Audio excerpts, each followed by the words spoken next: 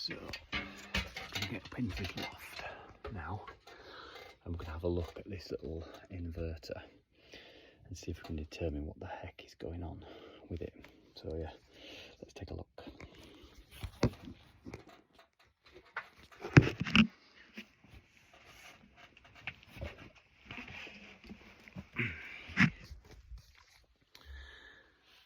So first thing I'm looking at here is standard of install, because sometimes that might make you kind of a bit suspicious of connections and the way things have been done.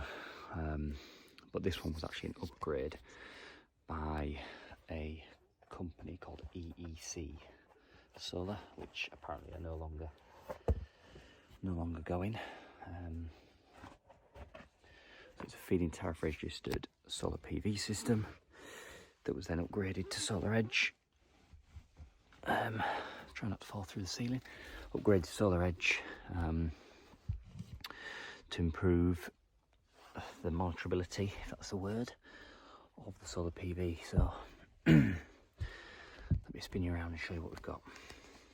So here she is, little baby 2.2. It's got these like sensor buttons. So we've got 236 AC voltage, 414 DC voltage, 460 watts coming out, and 9 of 9 I've checked. Customer's got 9 panels, so we've got all communication with 9. SOK, so it means that we've got communication, so the system's online. Not got a fault light, which is good. So with these, if you cover there and then 1, 2, 3, 1, 2, 3, 1, 2. I've found if you swoop down on them, they're a bit easier. And then in here, this is where you change the Wi-Fi, and it's an absolute pig to try and do it. Let's have a look. Information, whoops. I think, oh, come on. Ugh. I think it's in maintenance. Let's have a look. Like fault, circuit breaker. No, I didn't just find it. Where was it? It should be. Maybe it was information. There we go, error log. Show log. So 9th of the 11th, and we're on. What are we on? What focus? We're on the 18th of the 11th, so rapid shutdown error, switch error, 13th,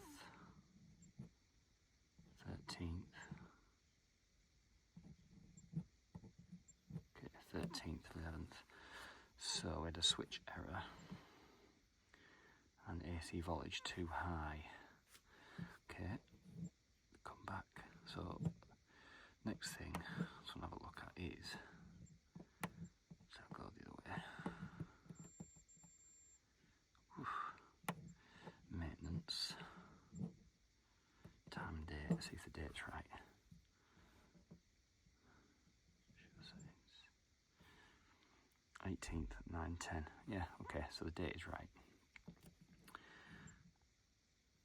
Because sometimes if the date isn't right, then obviously it knackers up what the error log, because the dates aren't the correct dates. We're on Wi-Fi. We're generating. Okay. So it looks like we had a high voltage reading. High AC voltage was the last error that we had.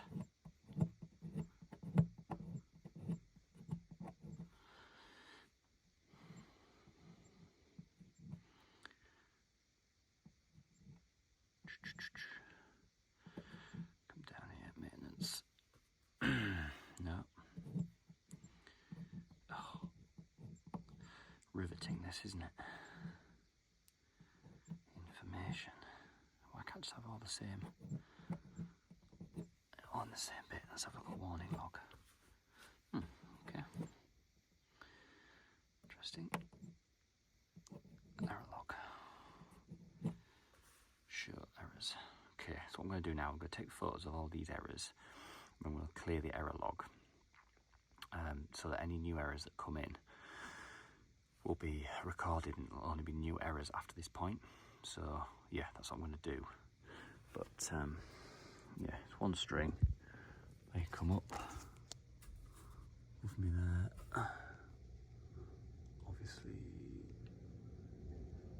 rips through the felt, which is standard for most crappy installs. I think if one comes through, it's probably ripped through the felt the other side. Whereas if they'd have come down to there, there's a fold in the felt where the cables could have been passed through without ripping it, but that's how it works sometimes. So AC comes along in that, into there. Nice bit of tension on that. Jeez man, solar industry for you. So yeah, that's that one done for now. It's always hard with those ones where, especially when it's a voltage issue, because you can guarantee you do not turn up when that voltage issue is present. But it was interesting, on the 9th and the 13th, both voltage issues started at around 12 o'clock. The one on the, might get this wrong way around, but either the one on the 9th or the one on the 13th was at 11:55, and then the other one on the next day, or the next couple of days, was on the 12 o'clock. So 11:55 and 12. So what I've said was, when I left, was to the customer, we've got it all up on the monitoring app, just check the next few lunch times and just see if the system is generating. Because their install has gone bust, what we've said we're going to do is we're going to contact SolarEdge and ask SolarEdge to put that site on our install list, so that we can monitor that for the customer if they have any problems in the future. And then we can actually remotely see, through the analytics tab, we can remotely see what the grid voltage is getting up to. So we can actually do an assessment over a period of time as to, is it spiking, and then we can use that to send that to, in this case, Northern Power Grid, to go look at this time of day. The monitoring is showing us that our grid voltage is getting above where it should be getting to, and without that kind of evidence, it's quite difficult to ask them to make a change.